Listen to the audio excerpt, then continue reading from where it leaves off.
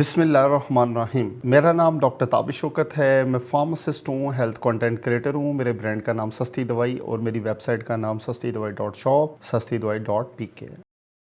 मुलाजमा के लिए क्रीमें कौन सी इफेक्टिव हैं, आज मेरा ये टॉपिक रहेगा। आपने कभी नोटिस किया है कि चेहरे पर ब्राउन या डार्क पैचेस आहिस्ता आहिस्ता बढ़ना शुरू हो जाते हैं। मेकअप से कुछ देर के लिए कवर तो हो जाते हैं, लेकिन फिर भी दोबारा नजर आना शुरू हो जाते हैं। कई लोग हजारों रुपए क्रीम्स पर खर्च कर देते हैं, सोशल मीडिया पर वायरल प्रोडक्ट ट्राई करते हैं, लेकिन फिर भी डिजायर रिजल्ट हासिल नहीं होते। आज की वीडियो में हम बात करेंगे मुलाजमा के बारे में कि मुलाजमा होता क्या है, किस तरह इसको पहचाना जाता है या डायग्नोज किया जाता है, कौन सी क्रीम रिसर्च के मुताबिक सबसे ज्यादा स्टडी की गई है, और सबसे इंपॉर्टेंट बात, क्या सिर्फ क्रीम लगाने से मुलाजमा कंट्रोल हो सकता है कि नहीं। वीडियो को एंड तक देखिएगा, क्योंकि आखिर में मैं आपको वो मिस्टेक बताऊंगा जो अक्सर लोग रोजाना करते हैं, जिसकी वजह से मुलाजमा दोबारा वापस आ जाता है। 35 साल की खतून क्लिनिक पर आई और उन्होंने कहा कि मेरे गालों और माथे पर डार्क पैचेस पिछले 3 साल से हैं। बहुत सी क्रीम इस्तेमाल कर चुकी हूँ, कुछ हफ्तों के लिए हल्का सा फर्क पड़ता है, लेकिन फिर भी दोबारा विजिबल हो जाता है। हिस्ट्री चेक की तो इंटरेस्टिंग बातें सामने आई। इस खतून का ज्यादातर वक्त धूप के अंदर गुजरता था, सनस्क्रीन रेगुलर यूज नहीं करती थी।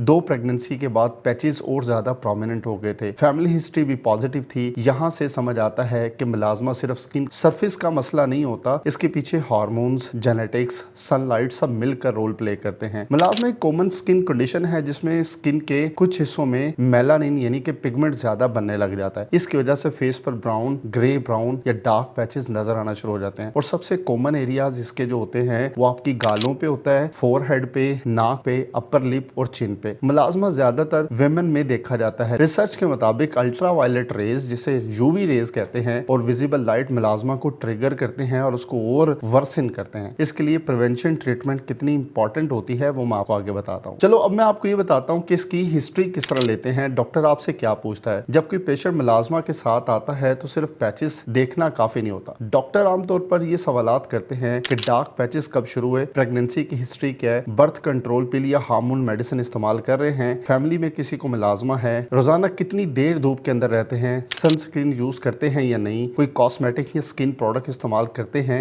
या नहीं। सक्सेसफुल ट्रीटमेंट सिर्फ क्रीम से नहीं बल्कि काज को आइडेंटिफाई करने से हासिल होती है। क्रीम जो रिसर्च में स्टडी की गई है वो कौन सी हैं जिसको ठीक करने में मदद देती है। अब आते हैं उस सवालात के ऊपर जो आप ज्यादा पूछना चाहते हैं। कौन सी क्रीम मुलाजमा के लिए इस्तेमाल होती है। सबसे पहले एक इंपॉर्टेंट बात, हर क्रीम हर पेशेंट के लिए सूटेबल नहीं होती। ट्रीटमेंट इंडिविजुअल होती है, इसके लिए आप अपने डॉक्टर से लाजमी कंसल्ट करेंगे। नंबर 1 पे क्रीम जो आती है उसका नाम है हाइड्रोक्विनोन। हाइड्रोक्विनोन कोई सालों से मुलाजमा के ट्रीटमेंट में स्टडी की गई है। ये मेलानिन प्रोडक्शन को कम करने में मदद करती है, लेकिन इसका इस्तेमाल सिर्फ मेडिकल सुपरविजन के अंदर होना चाहिए। लॉन्ग टर्म या इनअप्रोप्रिएट यूज साइड इफेक्ट का रिस्क बढ़ा सकता है। और फिर दूसरे नंबर पे आती है ट्रेटिनोइन, और इसमें एक खास फार्मूला, इसका ही एक डेरिवेटिव आता है जिसे आइसोट्रेटिनोइन कहते हैं। Isotretinoin skin cell turnover improve करने में मदद करते हैं। कुछ पेशेंट में पिगमेंटेशन को इंप्रूव करने के लिए ट्रीटमेंट प्लान का हिस्सा बनाया गया और उससे अच्छे रिजल्ट्स मिले। और फिर तीसरे नंबर पे आता है फार्मूला जिसे एजिलिक एसिड कहते हैं। एजिलिक एसिड एक ऐसी ऑप्शन है जो पिगमेंटेशन मैनेजमेंट में इस्तेमाल होती है। रिसर्च में इसने कुछ पेशेंट को बेनिफिशियल इफेक्ट दिखा है। और फिर चौथे नंबर पे आता है ट्रिपल कॉम्बिनेशन थेरापी। जो मैंने आपको ऊपर 3 फार्मूले बताए हैं उनको आप इकट्ठा इस्तेमाल करेंगे तो ये ट्रिपल कॉम्बिनेशन थेरापी बन जाएंगी, लेकिन इसके लिए आपको अपने डॉक्टर से लिखवाना सबसे ज्यादा जरूरी है। रिसर्च लिटरेचर में इस अप्रोच को इफेक्टिव ट्रीटमेंट ऑप्शन के तौर पर माना गया है, लेकिन ये प्रिस्क्रिप्शन बेस्ड थेरापी होती है, खुद इस्तेमाल नहीं कर सकते। सबसे बड़ी गलती क्या होती है इसमें, सनस्क्रीन लगाना इग्नोर कर देना। अगर कोई पेशेंट एक्सपेंसिव क्रीम यूज कर रहा है लेकिन उसके साथ सनस्क्रीन रेगुलर अप्लाई नहीं कर रहा तो इससे रिजल्ट बड़े लिमिटेड आते हैं। मुलाजमा मैनेजमेंट में सनस्क्रीन को फाउंडेशन समझा गया है। SPF 30 या उससे ज्यादा ब्रॉड स्पेक्ट्रम सनस्क्रीन रोजाना यूज करना ज्यादा इंपॉर्टेंट माना गया है। और रियलिस्टिक एक्सपेक्टेशन में आपको बताऊं, मुलाजमा कोई ओवरनाइट डिसअपीयर होने वाली कंडीशन नहीं है। अक्सर पेशेंट को वीक, मंथ और कई लोगों को सालों साल लग जाते हैं, और कुछ केसेस में मेंटेनेंस थेरापी भी रिक्वायर्ड रहती है बाद में। इसके लिए अनरियलिस्टिक प्रॉमिस और इंस्टेंट क्योर क्लेम से आपको बचना चाहिए। साइंस हमें यह बताती है कि मुलाजमा को इंप्रूव और कंट्रोल किया जा सकता है, लेकिन ट्रीटमेंट हर इंडिविजुअल में मुख्तलिफ होता है। मैं इन सारी चीजों का आपको कंक्लूजन बताता हूँ। अगर आपको फेस पर ब्राउन या डार्क पैचेस हैं तो सेल्फ डायग्नोज करने के बजाय आप अपने क्वालिफाइड डर्मेटोलॉजिस्ट से कंसल्ट कर लें। आज हमने जाना मलाजमा क्या होता है, डॉक्टर हिस्ट्री में आपसे क्या सवालात पूछते हैं, रिसर्च में इसके इंग्रेडिएंट के मुतालिक क्या कहा गया है और सनस्क्रीन लगाना क्यों जरूरी है। अगर आपको ये वीडियो इन्फॉर्मेटिव लगी है तो वीडियो को लाइक कर दे, शेयर कर दे और चैनल को सब्सक्राइब कर दे। मैं आपको मिलूंगा अगली साइंस बेस्ड वीडियो के अंदर। तब तक के लिए अल्लाह हाफिज।